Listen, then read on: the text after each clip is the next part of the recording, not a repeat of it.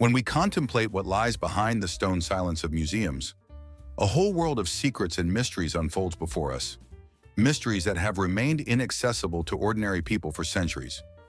Why do ancient statues, like living witnesses of past eras, gaze at us with inscrutable wisdom, as if they know something important that we are not meant to understand? What if the familiar story of the past is merely a thin veil, hiding much deeper and more astonishing events? Long forgotten or deliberately concealed? Could the Olympian gods described in myths have truly existed? And why were the statues of these deities so often removed from temples, as if trying to hide their power, their true nature? Those who perceived them only as works of art might have held keys to long-lost wisdom, containing answers to many questions of human history. Today we will attempt to look behind this impenetrable curtain, to uncover secrets that have remained inaccessible to the common person for ages. Together we will embark on a journey that will open new horizons of understanding and try to grasp what is hidden behind the familiar museums, textbooks, and historical summaries. Stay with us. I promise it will be interesting and truly captivating. Good day to everyone, and let our story begin at dawn. Imagine that in one of the halls of the famous Hermitage, there is a statue that itself is a real mystery for scientists and history enthusiasts. It is a figure of Jupiter, the great ancient Roman god, whose image is shrouded in numerous myths and assumptions. According to legend, this statue was not acquired by Alexander II as a classical ancient Roman sculpture brought from abroad, but most likely transferred from the cathedral that is now known as St. Isaac's Cathedral. Originally, this building served as a temple in honor of Jupiter, a powerful deity worshipped in antiquity. If you think carefully and examine the name, it becomes clear that in old ancient texts, the word Jupiter without vowels sounds like pater, meaning father or father god. In various manifestations, this deity is also known as Savuv, El, or as an embodiment of love, wisdom, and strength. This statue is like a small door leading into the past, allowing us to see history differently than what is presented in modern textbooks. It is a key to unraveling secrets hidden behind centuries, behind layers of history that often seem inaccessible to us. Usually it is considered to be an ancient Roman artifact, but upon closer inspection, it becomes obvious that it is unusual. The metal from which it is made was clearly added later. This is not part of the original sculpture. In the era of Peter the Great, one can imagine how this ancient figure came to life in a new guise, becoming part of the Jupiter Temple, and later, St. Isaac's Cathedral. Perhaps even before the Great Flood, in the 15th century, a major ancient city existed on this site, preserved beneath layers of earth and dirt. This civilization may be hidden beneath a layer of centuries-old deposits, but inside the statues, traces of that long-extinct culture can still be seen today. In the 10th century, if converted to modern calendar years, ruins were discovered here that served as the foundation for a new city built by Peter the Great. This city was constructed from red brick, and its architecture clearly imitated ancient models, striving to restore its lost grandeur. Inside the city, there were both new statues and ancient ones, excavated right here from the ground. Today, these ancient figures can be seen in museums in St. Petersburg. They are made of white artificial marble, confirming that they were not imported from the Mediterranean, but created locally, using local materials. The metal used in the statues during the era of Peter and Catherine gives them a sense of durability. Column statues, like living witnesses of past eras, hold the breath of antiquity within them, reminding us of the powerful forces and mysteries that still surround this ancient city. These majestic sculptures, erected in ancient times, seem frozen in eternal silence, and looking at them, one can easily recognize almost all the gods of Olympus. In these photographs, the figures of Hercules, Apollo, and undoubtedly Jupiter, the supreme god of the ancient Romans, are clearly visible. What is particularly interesting is that the temple captured in the images lacks the familiar Christian altar and iconostasis, which usually serve as a dividing line in Orthodox church interiors, separating the sacred area. If these photographs had been taken in 1941, we would likely see remnants of the altar, either fragments or traces of ancient masonry. But in the images, we see an empty space, free of any signs of religious structures. This prompts thoughts that perhaps these photos were taken at a time when the altar had not yet been installed, because, for example, in the 1840s under the rule of Alexander II, such elements could already have been present. However, it seems more likely that this is from an earlier period. No traces of an altar are visible in these images, although its remnants could still have been preserved in collective memory. These details lend a special, almost mysterious atmosphere to the captured scenes. It feels as if we are peering into a temple at that mystical moment when the ancient gods still held sway, and Christian rituals, not yet fully established at its center, were only beginning to enter. The history of this place is complex and layered, opening a window to an era when faith had not yet been definitively divided, and various religious traditions coexisted side by side.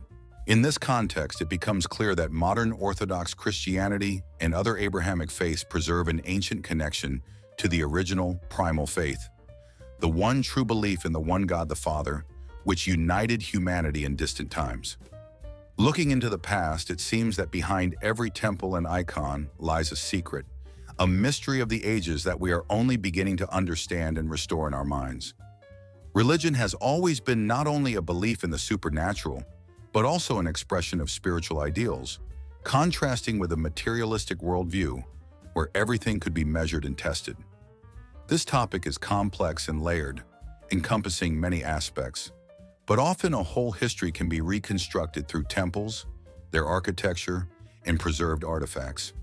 These buildings have survived despite destruction and change, whereas most civil structures have either been rebuilt or completely disappeared from the face of the earth.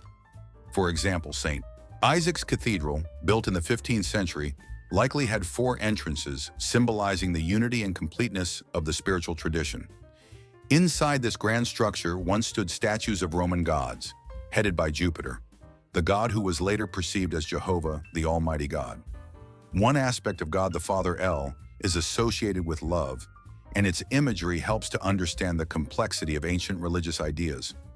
All of this is undoubtedly a complex and multifaceted subject that helps to lift the veil of mystery over the image of antiquity and the intertribal religions of ancient peoples. In turn, the Kazan Cathedral, according to one hypothesis, was originally conceived as a temple of Venus, the goddess of beauty and love. According to plans, its external colonnade was to have a circular shape, symbolizing infinity and harmony.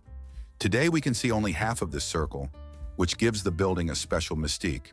Inside this temple, based on the assumption, after the dissolution of the unified and indivisible faith that recognized one supreme God, events related to the development of Christianity and its religious teachings began to stand out from the general context of ancient culture and history.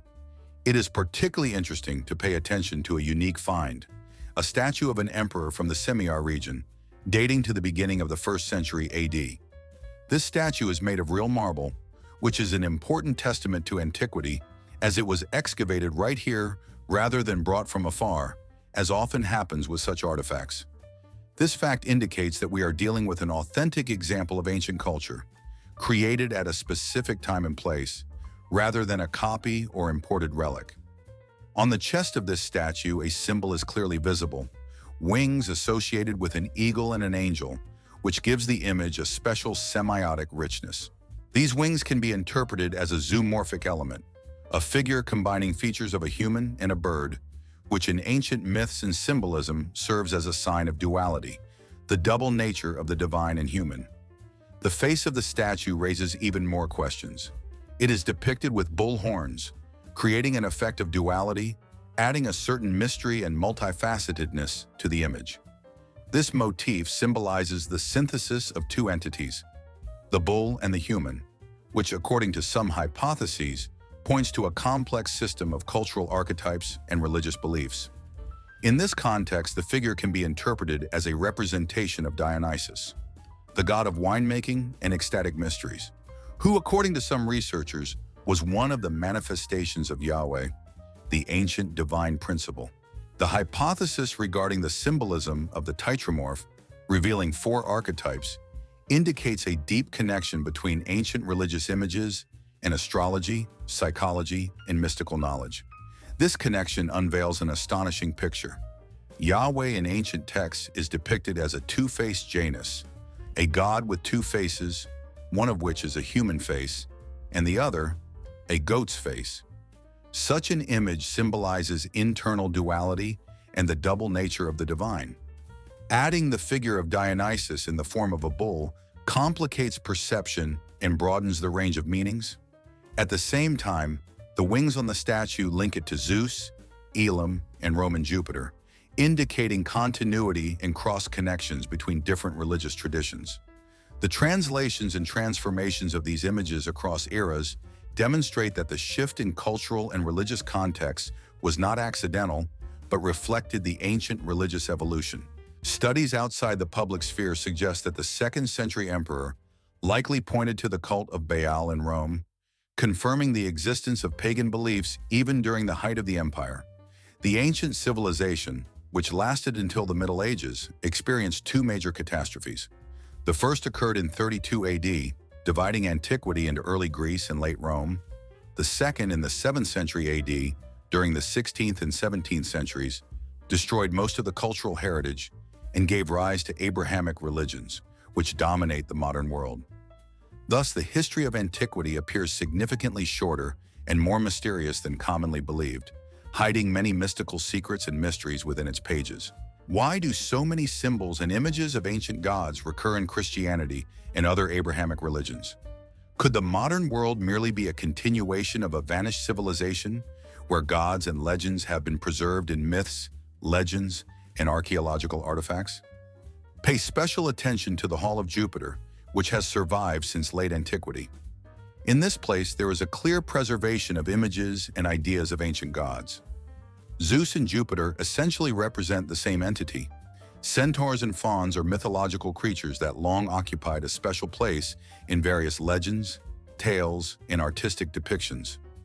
These fantastical beings represented an astonishing combination of human and animal-like features, making them particularly mysterious and captivating for the imagination of people across different eras and cultures. In their depictions, characteristic features such as sharp, elongated ears were often emphasized, adding a touch of exoticism and unusualness to their appearance. Additionally, they were frequently portrayed with thick, wavy, or even very hairy skin, which gave them a more animalistic and rough expression, as well as heightened the sense that these were creatures straddling two worlds, the human and the animal. An important detail often present in images of these mythical beings was mysterious pouches attached to their necks. These could serve various purposes, from symbols of magical power to objects containing enchanted properties or secrets. These pouches added a subtle note of mystery and hidden wisdom to their images, making centaurs and fauns even more alluring to those seeking answers to mystical questions or simply wishing to touch the mysteries of ancient legends.